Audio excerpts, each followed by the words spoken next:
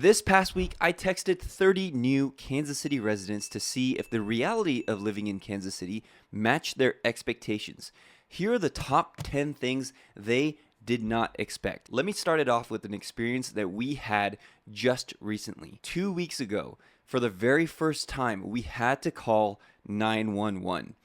The reason that we had to call 911 was because we woke up to two neighbors in their yard threatening each other with violence and possibly death. And so my wife got on the phone with 911. Now, if you want to hear the end of this story, you're going to have to listen till the very end. But this is to introduce the first thing that I consistently hear is that the services and infrastructure in Kansas City are not what anybody expects. Especially if you live in Kansas City, Missouri, what I hear from people constantly after reaching out to them and asking their expectations is that a lot of people, when they move here, they expect the mail to be on time. They expect trash to be picked up on trash day, and they expect the city services to run smoothly.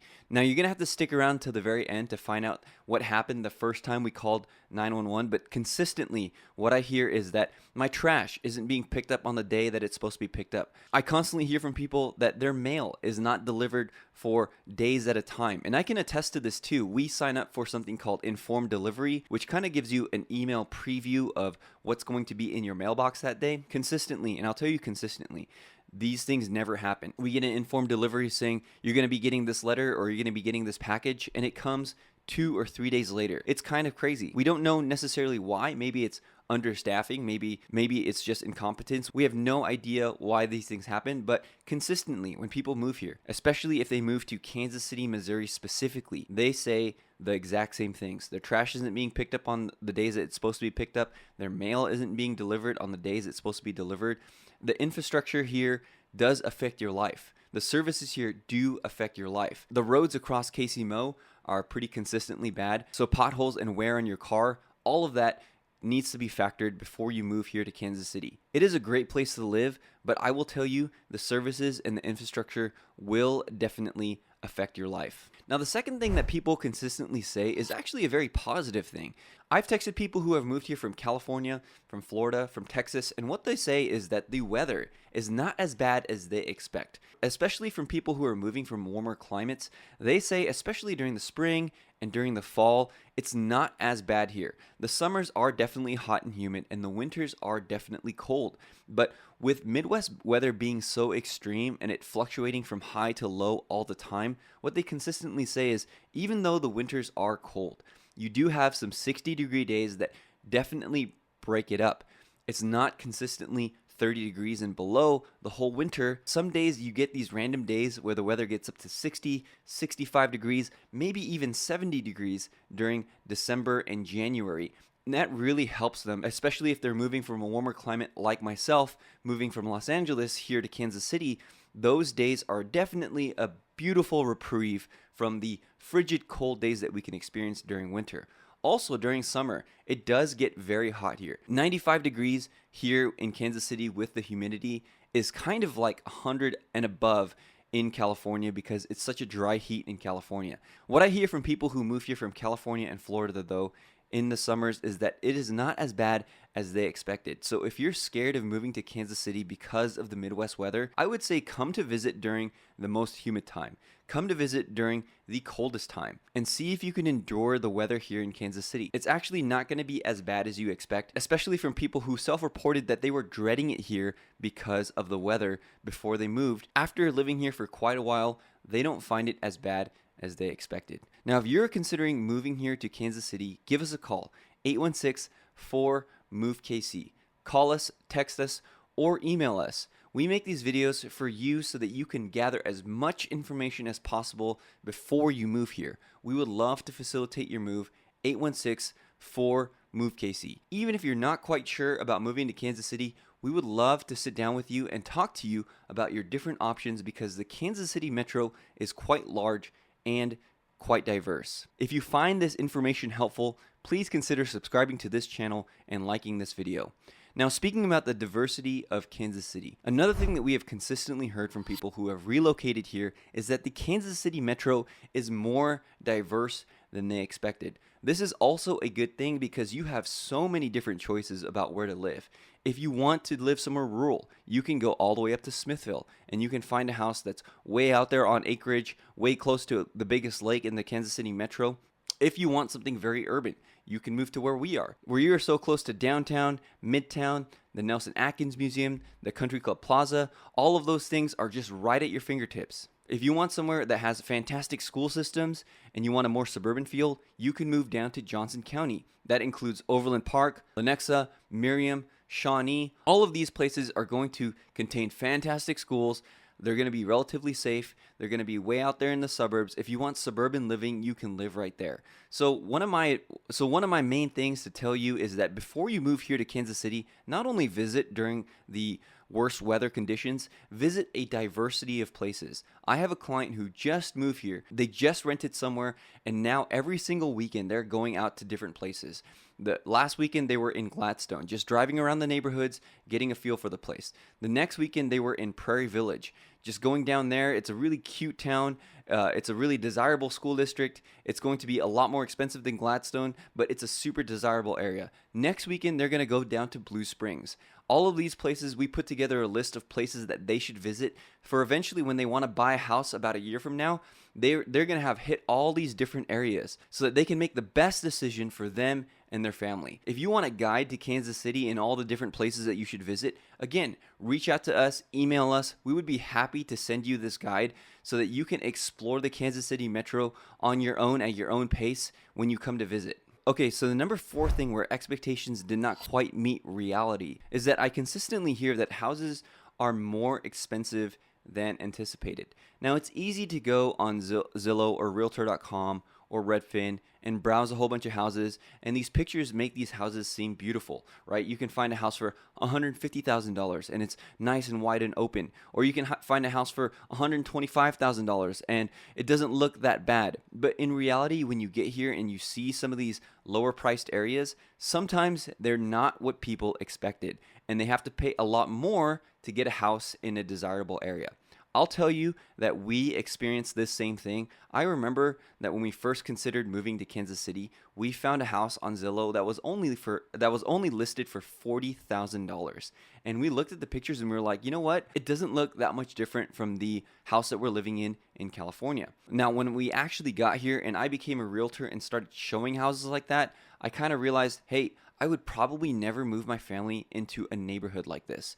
Now, your mileage may vary because you may just value that lower price point housing and not necessarily care about the neighborhood surrounding it. You may be somebody who has a lot of DIY skills and you can fix up a house really beautifully, and it doesn't really matter to you what the condition of the house is in. But I will warn you that a lot of these prices on Zillow or realtor.com, as you're starting your initial search, you might be surprised at the lack of quality that house possesses. Of course, the more that you pay, the higher quality of house that you'll get. And of course, the lower that you pay, the lower quality of house that you'll get. But it's so easy to just look at a distance and not necessarily know the area, know the crime stats, know the school district, and assume that you're going to be happy in that area.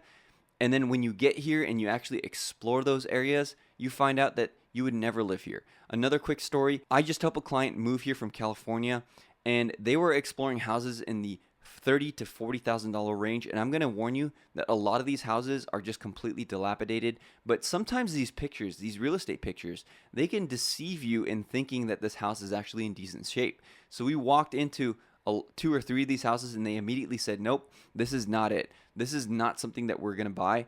We need to move our budget way up. And so they bought something in the $250,000 range, and they're completely happy. But they said it was way more expensive than we thought, because we thought we were going to move here and buy a house just straight up cash. But there's nothing we could afford where we know we would be happy and we know that our kids would be in a good school district for below $50,000. And that is consistently true. So if you're buying a house, you might want to get ready to pay more than you might expect on the onset. Okay, number 5 is actually a positive one, and that is, depending on where you go in the metro, crime really isn't that bad. I found this article on the internet that listed Kansas City, Missouri as the 6th most dangerous city in all of America. A lot of people have been focused on Kansas City, especially we've been in the news for that recent Super Bowl parade shooting where millions of people were gathered to celebrate the Chiefs Super Bowl. and a woman was shot and killed. 20 other people were shot and wounded. Super tragic event here in Kansas City, and definitely affected the entire city because it was a time of jubilation, it was a time of celebration,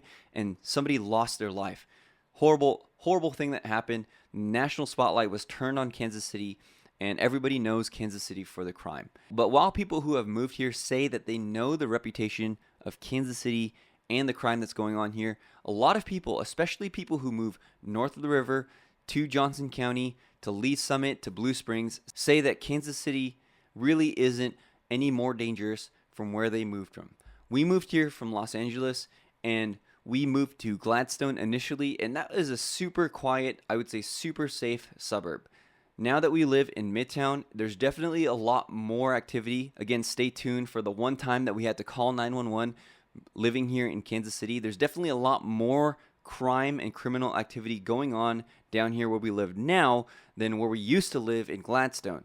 However, people who have moved to Gladstone, people who have moved to Parkville, people who have moved to Overland Park, people who have moved to Lee Summit, those areas kind of surrounding the center of the metro area, they say that crime really isn't that bad there, and they live in a quiet, kind of sleepy suburb where nothing really happens. And that's consistent with the crime maps. That's consistent with where you choose to move in Kansas City. The reality is that a lot of the crime is condensed below the river on the Missouri side.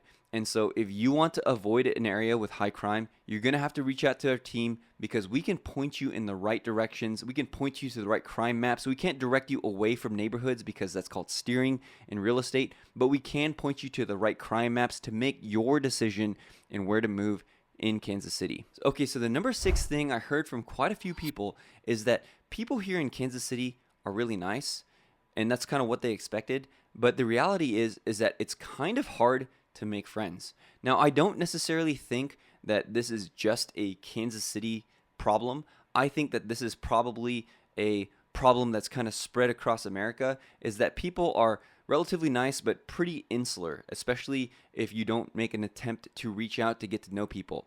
A lot of people who have moved here say, wow, Kansas City, people are super friendly, people are super nice, but then when they go try to push past that niceness and make a real personal connection, a lot of people are resistant.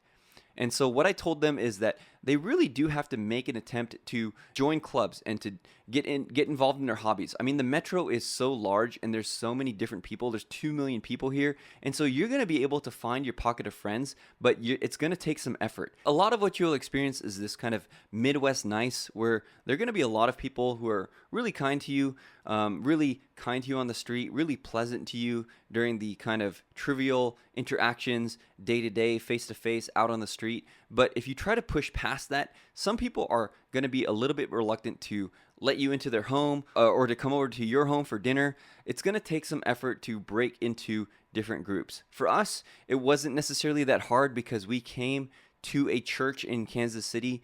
We had kind of picked out the church that we wanted to attend, and we decided, hey, this is going to be our church in Kansas City. We're going to get to know people in the church, and it's going to be a lot easier if you do something like that. So I would advise that if you want to make real friends in Kansas City, not just people who are just nice to you, but if you want to make real friends in Kansas City, then what I would do is I would go to your local Facebook group. I love playing golf, so I'm part of a Facebook group called KC Golf, and we have a whole group of people who consistently play during the weekends. I can't always make it because sometimes I'm working, but I always try to make it a point to reach out to those people, to keep those friendships alive, to make sure that they know that I care about them because I know that they care about me.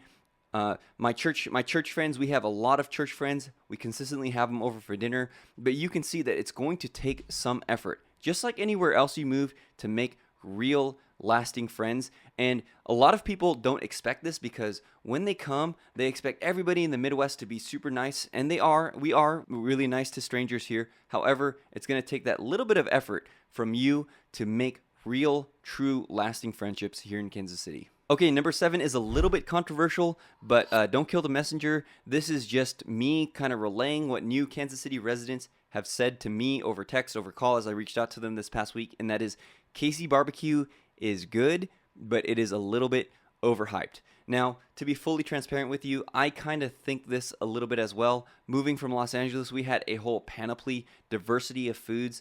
in Kansas City, you're definitely going to have a lot less options. There's still a lot of good food here, but it's going to be a lot less than if you're moving from New York or Boston or Los Angeles or even some places in Texas. Now, we do have really good Hispanic food in the Kansas City, Kansas area. I'm just thinking about that right now because we just came from a party last week where it was hosted by a taco truck that came from the KCK area, and it was so, so good.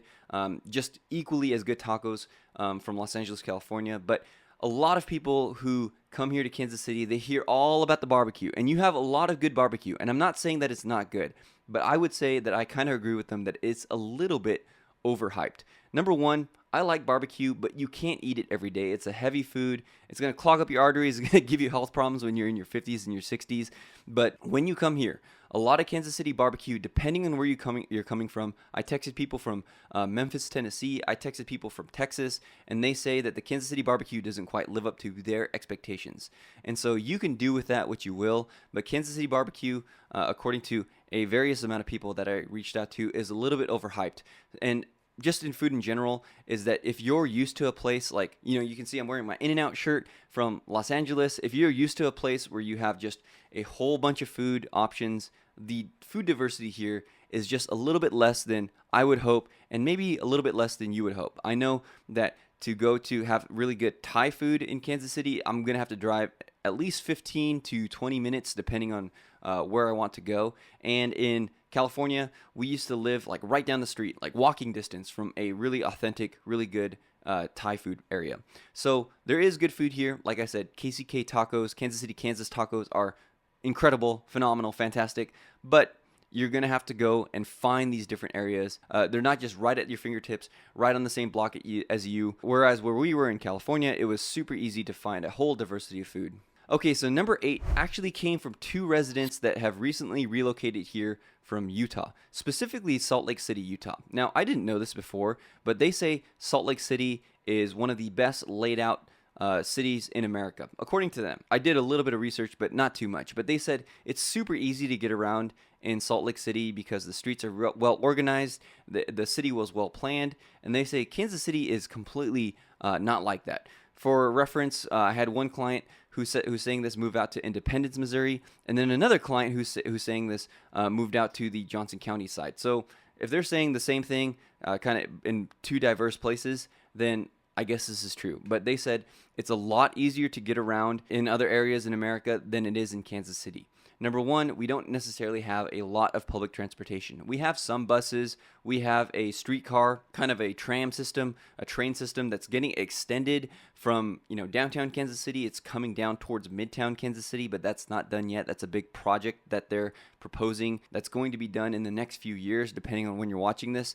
But a lot of people who have moved here from more well-planned out cities, they're saying it's a lot harder to get around here in Kansas City, and so I believe them. Now, I've never lived in Salt Lake City, but I can tell you that for us, it was a lot easier to get around in Kansas City. There are a lot of confusing roads, a lot of confusing intersections, just like any city, but once you get used to it, you don't really notice it as much. The one thing that I will say, coming here to Kansas City, that's so much different. If you're coming from like Atlanta, if you're coming from Los Angeles, if you're coming from New York, if you're coming from Dallas, there's a lot less traffic here than any of those cities. I've talked to people from all of those cities, and they say the traffic there is just completely crazy. It's just completely gridlocked all the time, and Kansas City is definitely not like that. So when you move here to Kansas City, you can expect less traffic, but maybe more confusing intersections and confusing ways to get around, at least until you get used to it. The number 9 thing that people don't necessarily expect about Kansas City when they move here is that they thought that Kansas City would be a more religious or conservative place, but it kind of really isn't, especially KC-Mo, especially downtown Jackson County area. It does lean pretty left. It does lean pretty liberal. And so that's going to be one thing that you're going to want to know if you move here. Now, if you feel more comfortable in Jackson County because you lean liberal and you don't lean conservative, then definitely Jackson County is going to be the county for you. The further out you get from the center of the city, the more red or conservative or Christian these places get, especially Clay County, Platte County. That's definitely a very red area if you're talking about politics. But a lot of people that I help move here are, LDS, they're Christians, sometimes they're non-religious, and they say, hey, the political landscape of Kansas City is a little bit interesting. Jackson County right in the middle is super blue, and then the counties are a lot more red. In fact, I found this map of politics in Kansas City. I'm going to kind of show you just so you know where to move if you want to find people of like-minded political viewpoints. Okay, so you can see here's the map of the Kansas City Metro. The areas that I was talking about that lean a lot more liberal, blue as it were in this map, is going to be below the river on the Missouri side. This is Jackson County. That's going to lean a lot more liberal. Over here on Kansas City, Kansas, this is also this is on the Kansas side, also considered Kansas City. If you didn't know, Kansas City is two cities in two states. So this is Kansas City, Missouri. This is Kansas City, Kansas. This also leans a lot more liberal. But once you get up here to Platte County over here and Clay County over here, people lean a lot more conservative. And if you get way outside the metro, way up here to Plattsburgh, way out here to Atchison, then people lean a lot more conservative. Over here on the Kansas side, most of Johnson County, I would say, leans conservative, although in this map it's actually trending kind of almost purplish, almost bluish now. And then, if you get out here to Belton, Raymore, Holden, Warrensburg, way out here, which is, barely Kansas City anymore, then definitely a lot more conservative. Over here, this kind of blue swath is Lawrence. It's a college town, so those tend to lean more liberal as well. But here's a kind of pretty accurate political map of just where people lean in their politics in Kansas City. So all this to say is if you follow a certain political party, whether you're Republican, whether you're Democrat, whether you lean one way or the other, you may want to know this, especially if you value living near people with your same political beliefs. Now, what I will say this, after almost 5 years of living here in Kansas City, if you are a consistently kind, warm, welcoming person who can articulate your beliefs well and disagree well, Kansas City is going to be a friendly place to you, no matter where your religious or political beliefs lie. I am a Christian. I lean conservative. I definitely have a lot of talks with my neighbors. I live in Jackson County. Most of them have very different religious and political beliefs than our family does, but we have very pleasant interactions with them because I just think that we can convey our beliefs in a way that is non-threatening and consistently kind, and we've never had a blow up or any kind of heated argument or anything like that over political beliefs or anything. So I will say that no matter where you lean, just come here, be a kind person, and you'll be okay. Okay, so the last one also requires a map, and that is a lot of people when they come here, they don't expect the city to be, in their words, as segregated as it is. Let me show you a map of where different races are in Kansas City. Again, as a realtor, I don't want to violate any fair housing laws. I'm just kind of showing you what the lay of the land is and what I've heard from different people. So let me pull up this map before we get to this crazy story about us calling 911 for the first time. And I'll show you kind of what people mean when they say they don't expect Kansas City to be as segregated as it actually is. So here is a map of the different races and where they live in Kansas City. The green is African American. The blue is Caucasian, the yellow is Hispanic, and the red is Asian. Okay, so just let me give you a quick overview. A lot south of the river and on the Missouri side is going to be primarily African American. And this is true. It's not that there's no white people here, but there's going to be a larger congregation of African Americans below the river, and there's a whole history on why this is so. There was Kansas City has a really ugly history of redlining, where at some point in time, if you were any person of color, they kind of wouldn't give you loans outside of certain areas. We can talk about that later, but that's kind of why a lot of these races kind of congregate in these areas. It's not necessarily because they want to, and of course this isn't saying that there's no like white people in these primarily black areas or vice versa. What I will say is that there was a really ugly history of redlining, so a lot of the African American people are going to be congregating right here in Jackson County. Johnson County over here, Overland Park, Shawnee, Lenexa is going to be primarily Caucasian. North of the river is going to be primarily Caucasian as well. And then you can see that this is very accurate. Kansas City, Kansas, there's a lot of Hispanic and black people there. And also In the northeast part of Kansas City, there's going to be quite a few Hispanic, quite a few black people here. And also in Independence, there's going to be some pockets of Hispanic people. Though the one thing I don't agree with is that this lake right here in Blue Springs and Lee Summit, this is not like highly Asian. I don't know. I think it might be like a per capita map where maybe there's like a few Asian families living here and they think it's all Asian because it's just so sparsely populated. But I could tell you, I've been down to these lakes. It's mostly Caucasian. There's not like an Asian encampment there. Yeah, and there are pockets of Asian people in Overland Park.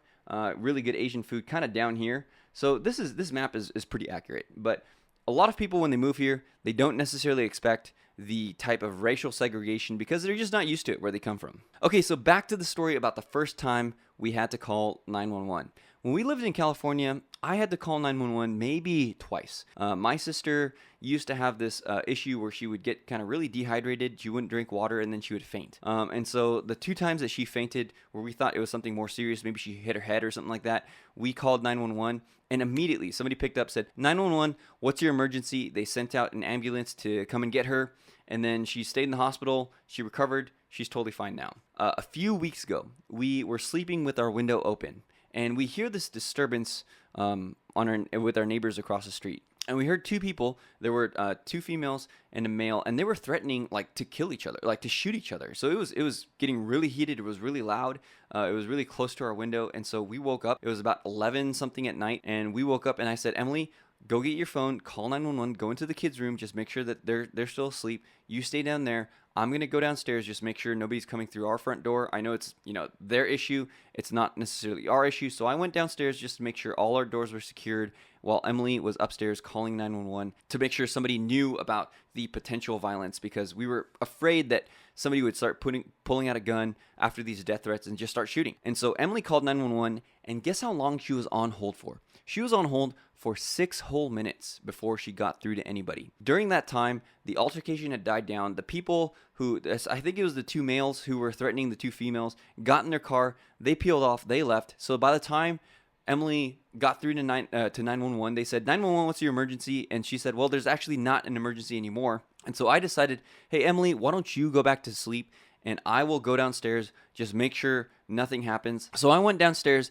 I called the KCPD non-emergent line, and I was on hold for 30 minutes. In fact, I took this screen recording of the time that I was on hold because I didn't know if anybody would believe me that I was on hold for such a long time. So I finally got through. I reported it. They said, hey, thanks for reporting it. They kind of hung up. It was kind of abrupt. I don't know necessarily if they recorded it. But again, back to the services and infrastructure. It does affect your life. If that would have been a real emergency and somebody would have actually been threatened or shot or something like that, then I don't like to necessarily think of what would have happened. I know after doing some research that it's more of a staffing issue than anything. They don't have enough dispatchers to answer these 911 calls. So I don't necessarily want to blame anybody, but again, services, infrastructure are definitely going to affect your life moving to Kansas City. Now, if you want to avoid those areas and you want to move to the safest neighborhoods in Kansas City, click on this video here.